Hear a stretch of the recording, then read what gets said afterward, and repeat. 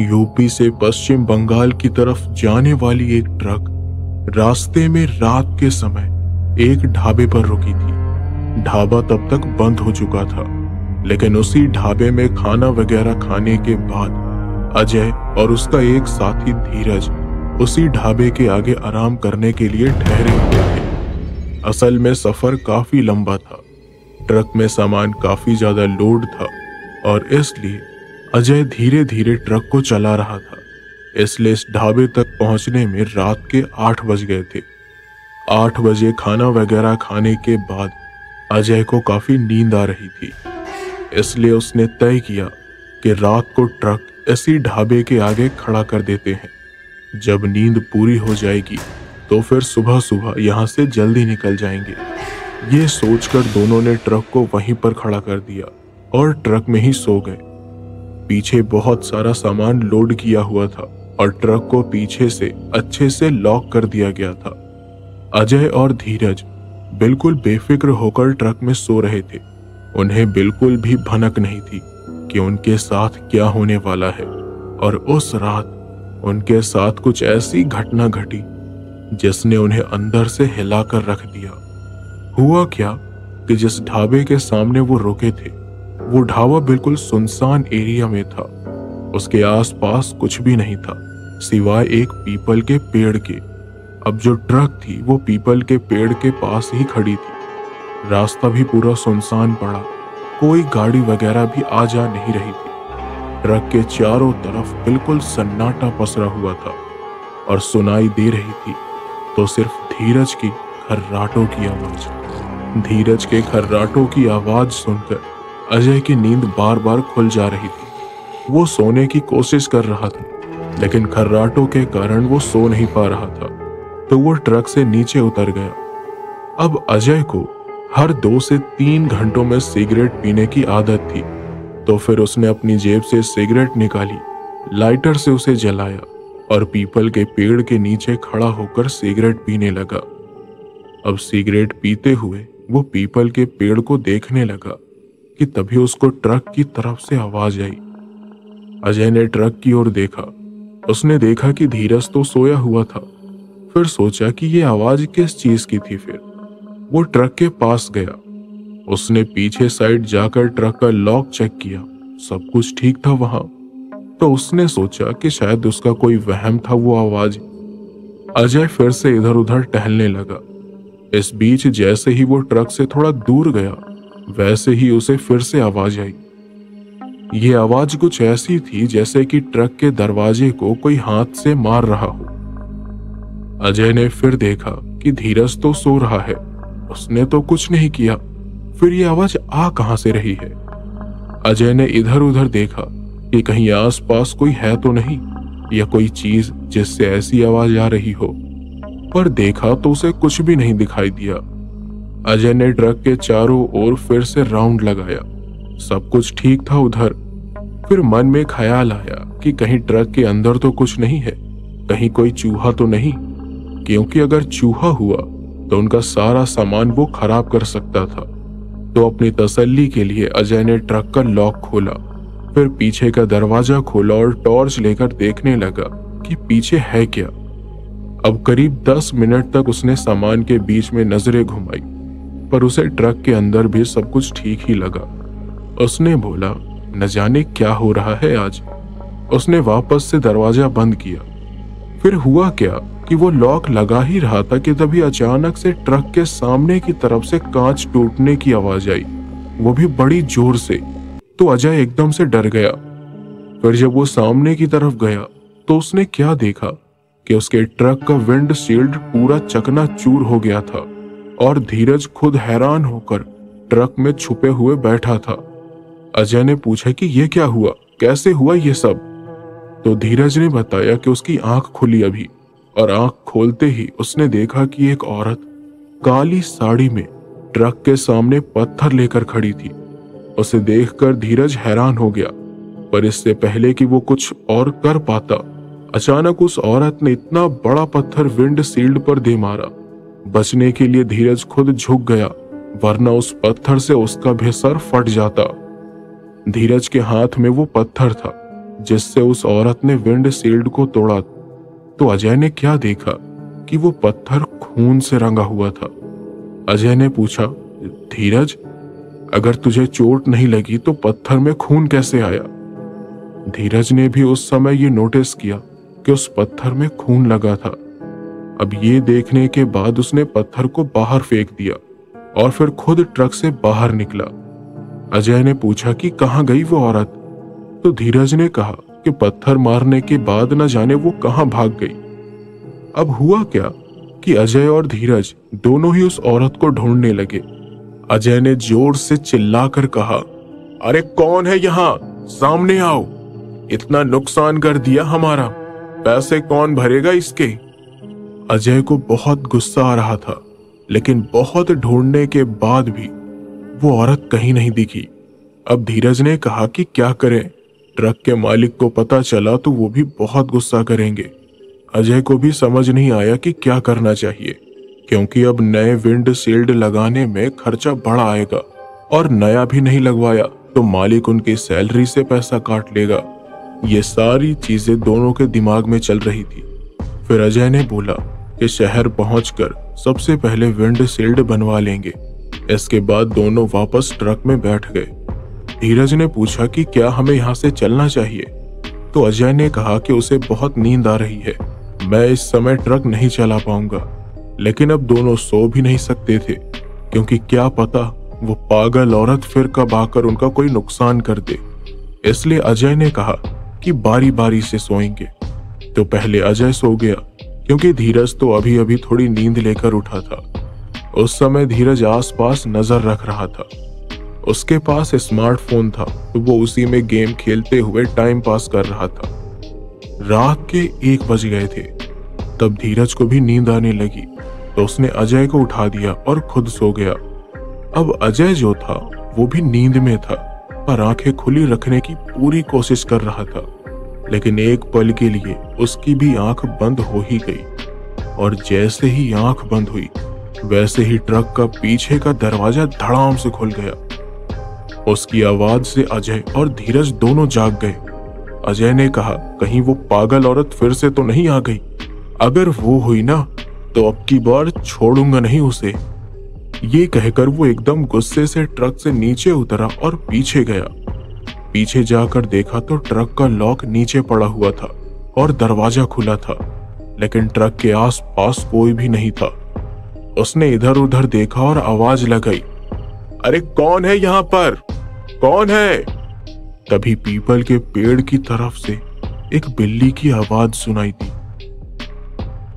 अजय और धीरज ने पीपल के पेड़ की तरफ देखा तो उन्हें पेड़ की एक मोटी डाली पर एक काली बिल्ली बैठी हुई दिखाई दी, जिसकी आंखें रात में चमक रही थी और बार बार आवाज कर रही थी।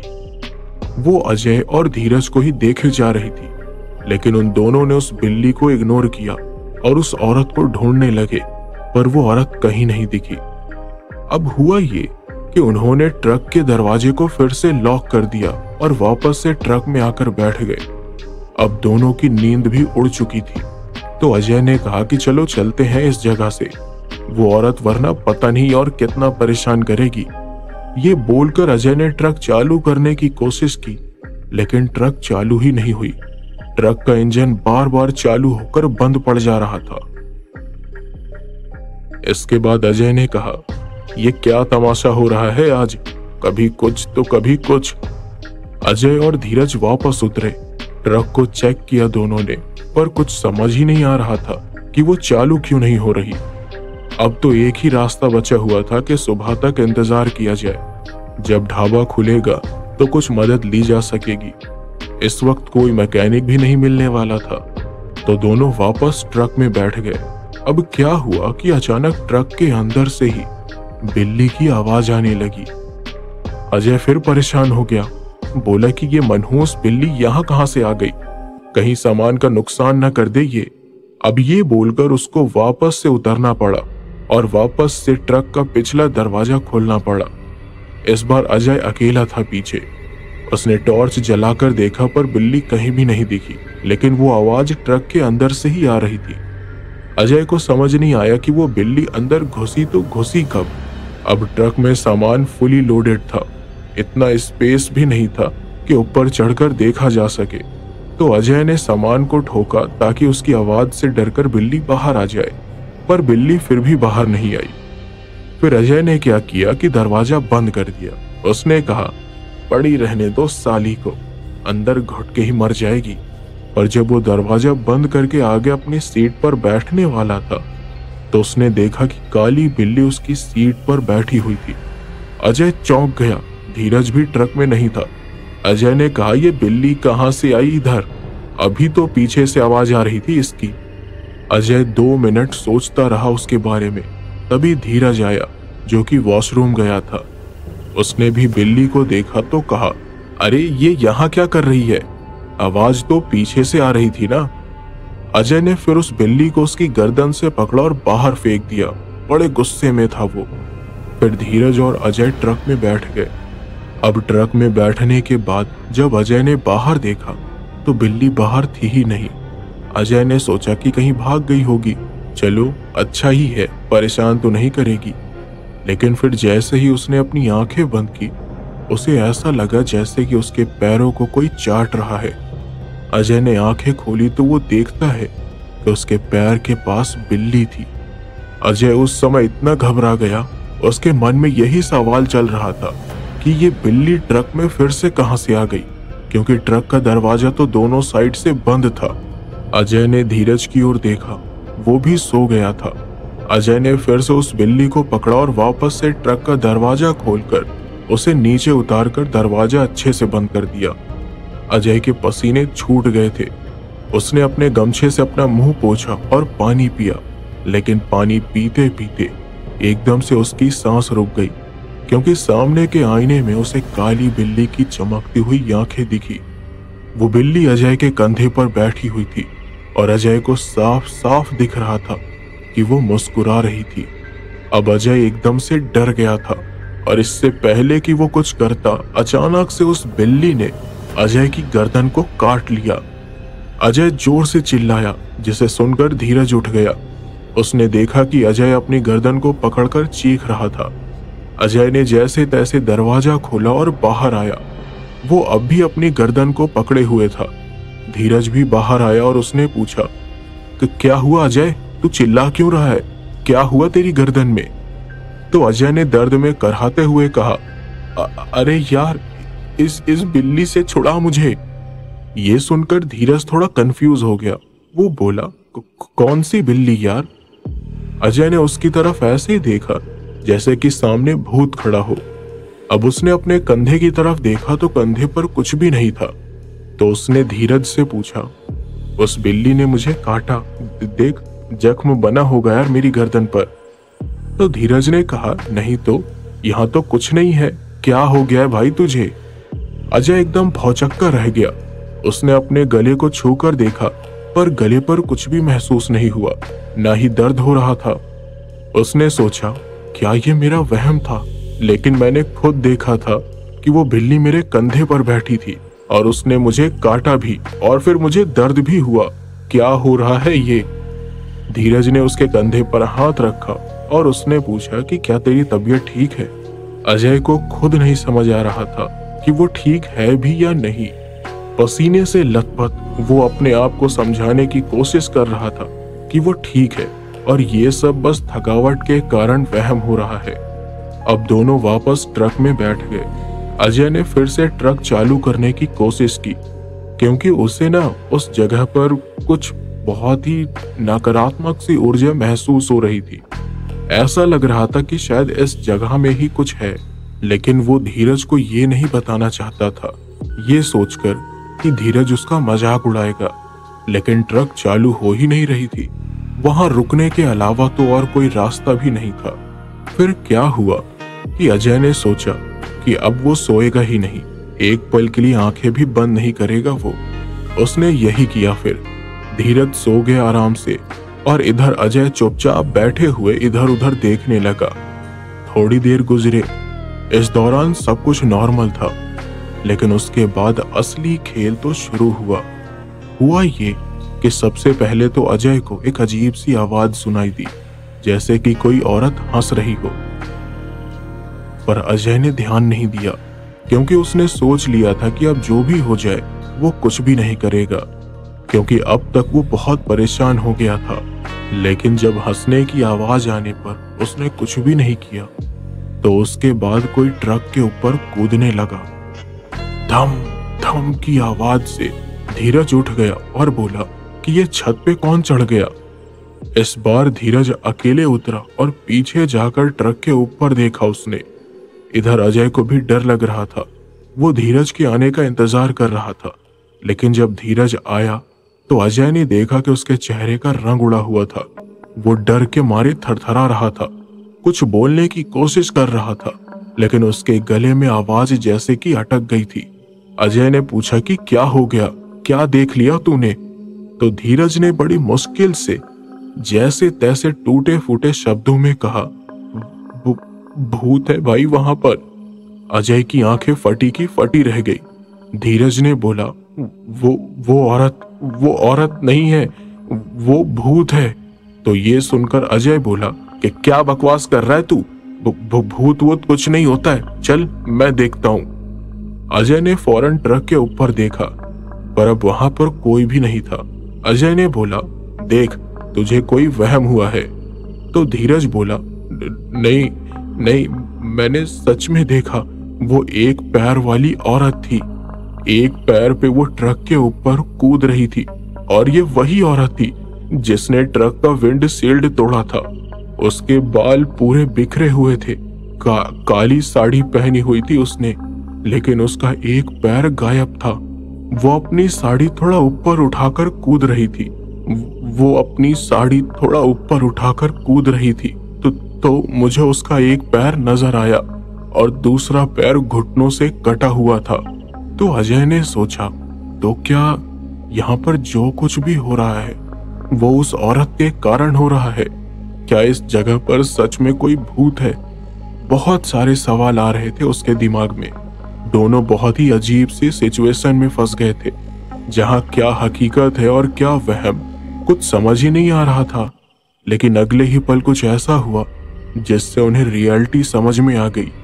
हुआ क्या कि जब दोनों सच और भ्रम को समझने की कोशिश कर रहे थे, तब अचानक उनका ट्रक अपने आप चालू हो गया और खुद ही धीरे धीरे आगे आगे बढ़ने लगा। ये देख के अजय और धीरज दोनों हैरान रह गए। वो ट्रक के पीछे जाने लगे, लेकिन तभी ट्रक पीपल के पेड़ से जा टकराया और उसकी हेडलाइट फ्लिकर करने लगी, और फिर ट्रक के आगे वाले हिस्से से धुआं निकलने लगा। फिर ट्रक वापस बंद पड़ गया। अजय ने फौरन अपना फोन निकाला अपने मालिक से बात करने के लिए और उन्हें बताने के लिए कि उनके साथ ये सब हो रहा है। पर जैसे ही उसने अपने मालिक को कॉल किया, वैसे ही अचानक उसे एक वॉइस मेल सुनाई दिया, जिस नंबर पर आप संपर्क करना चाहते हैं वो उपलब्ध ही नहीं है। इस वॉइस मेल को सुनते ही अजय के हाथ पैर कांपने लगे और उसके दिल की धड़कन तेज हो गई। अब आप सोच रहे होंगे कि आखिर ऐसा क्यों, ऐसा क्या था वॉइस मेल में?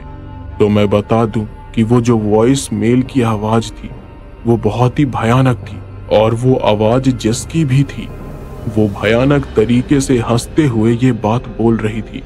तो धीरज बोला, अब क्या करें भाई, ये सारा सामान छोड़कर यहाँ से जा भी नहीं सकते और यहाँ रह भी नहीं सकते।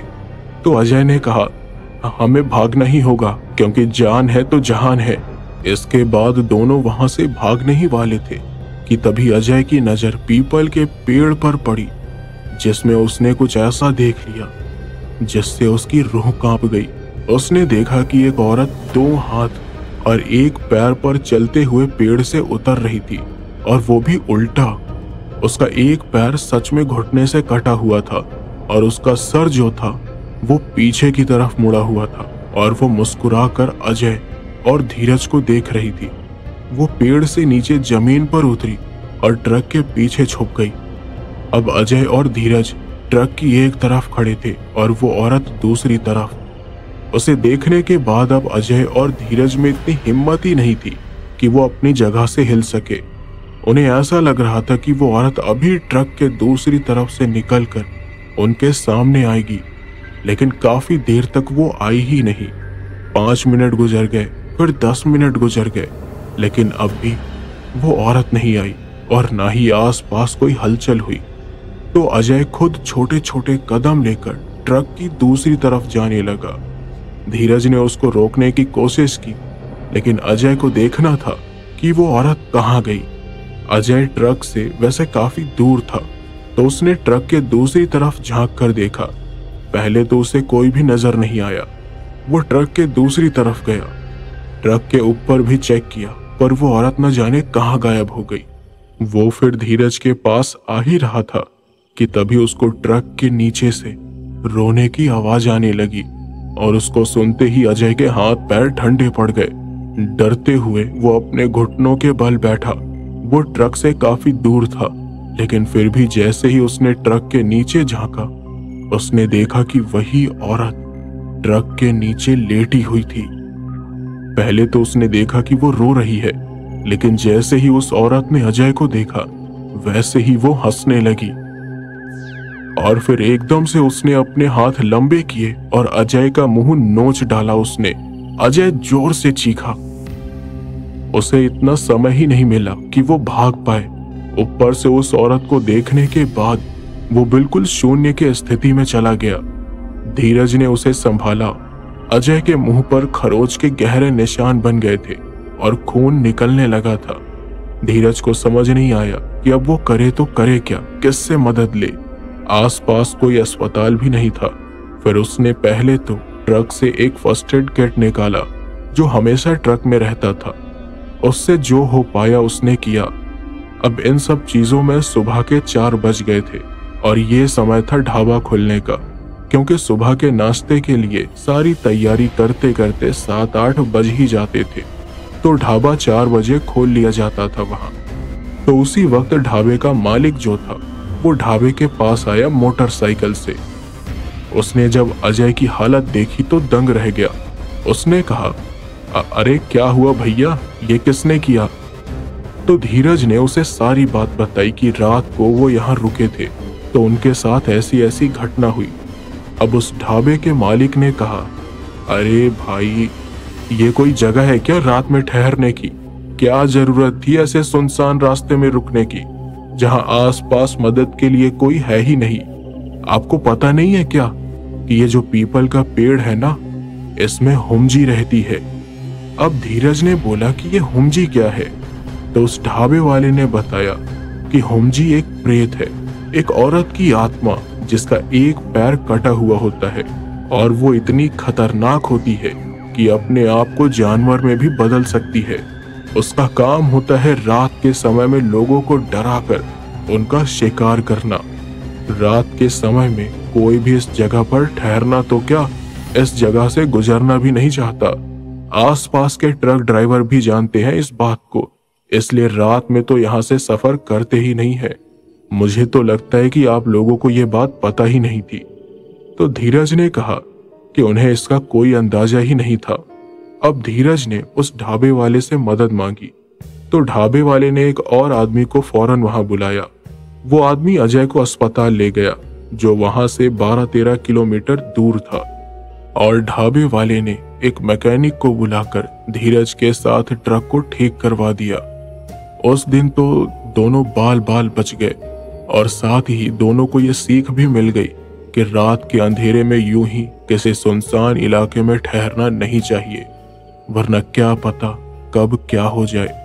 सुबह के 9-10 बजे तक अजय अस्पताल से वापस ढाबे के पास आया। अब उसकी हालत पहले से ठीक थी, लेकिन वो ट्रक नहीं चला सकता था, तो धीरज ही ट्रक चलाने लगा। उस दिन रात के समय वो दोनों अपने डेस्टिनेशन पर पहुंच गए।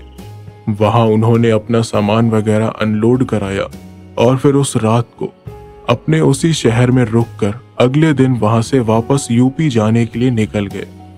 इस बार उन्होंने सोचा था कि उन्हें जल्द ही यूपी पहुंचना है, क्योंकि पिछली रात वाला हादसा याद करते ही उनके रोंगटे खड़े हो जा रहे थे।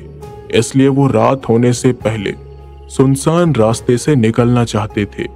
इसलिए सुबह सुबह वो जल्दी निकल गए और फिर ट्रक भी खाली था पूरा, तो इस बार वो जल्दी ट्रक भी चला सकते थे। हुआ ये कि दोनों निकल गए यूपी के लिए। सुबह 8 बजे के करीब सिर्फ नाश्ता करने के लिए दोनों एक छोटे से होटल में रुके और अब उन्होंने सोचा था कि सीधे अपने शहर जाकर ही रुकेंगे, बीच में कहीं पर भी नहीं रुकेंगे और फिर सफर जल्दी कट जाए इसके लिए उन्होंने सोचा कि एक दूसरे से बात करते जाएंगे। इससे थकावट भी नहीं होगी, बोर भी नहीं होंगे और नींद भी नहीं आएगी। तो दोनों बातें करते हुए जा रहे थे। सफर काफी लंबा था, तकरीबन 13-14 घंटे का रास्ता तय करना था और दोनों के मन में सिर्फ ये बात थी कि बस रात होने से पहले वो भूतिया जगह क्रॉस कर ले। शाम के 4 बज ही गए थे लेकिन वो भूतिया जगह क्रॉस नहीं हुई थी, इसलिए दोनों के दिल की धड़कन बड़ी तेज हो गई थी। धीरज ने फौरन हनुमान चालीसा लगा दिया और दोनों भगवान का नाम लेकर आगे बढ़ने लगे। लेकिन तभी रास्ते में उन्हें एक साधु खड़े हुए दिखाई दिए जो हाथ दिखाकर ट्रक रोकने की कोशिश कर रहे थे। तो धीरज ने अजय से पूछा, ट्रक रोकूं या नहीं? तो अजय ने कहा, रोक दे, क्या पता किसी मुसीबत में हो। तो उन्होंने ट्रक रोकी और साधु ने उनसे लिफ्ट मांगी। अजय ने सोचा कि लिफ्ट देने में क्या बुराई है, वैसे भी साधु हैं ये सोचकर उन्होंने साधु को भी ट्रक में बैठा लिया। अब साधु ने अजय की हालत देखी तो उन्होंने पूछा कि ये चोट कैसे लगी। अजय पहले तो हिचकिचाया लेकिन फिर उसने अपनी आप बीती सुनाई, जिसके बाद साधु ने कहा, बच्चे, वो जगह शमशान है, शमशान। जिस जगह पर वो ढाबा है वहां पहले शमशान हुआ करता था और जिस होमजी के बारे में तुम्हें उस ढाबे वाले ने बताया वो उसी शमशान में भटकती थी। जब ढाबा बना तो उसने उस पीपल के पेड़ को अपना वास बना लिया, लेकिन हाँ, रात के अंधेरे में ही उससे लोगों को खतरा होता है और रात में ऐसी घटनाएं आने जाने वाले लोगों के साथ घटती रहती है। खैर, तुमने अपनी ये आप बीती बताई तो मुझे भी एक किस्सा याद आ गया जो मेरे चाचा के साथ हुआ था। वो भी ट्रक ड्राइवर थे और ऐसे ही सुनसान इलाके में रात गुजारने के लिए ठहर गए थे, लेकिन उनके साथ और भी ट्रक ड्राइवर थे। अजय ने बोला कि क्या हुआ था उनके साथ, तो साधु ने उनके चाचा के साथ घटी उस खतरनाक घटना के बारे में बताया। चैनल को सब्सक्राइब करें और बेल आइकन दबाएं ताकि आप कोई भी कहानी मिस न करें। और हाँ, लाइक, शेयर और कमेंट करना न भूलें।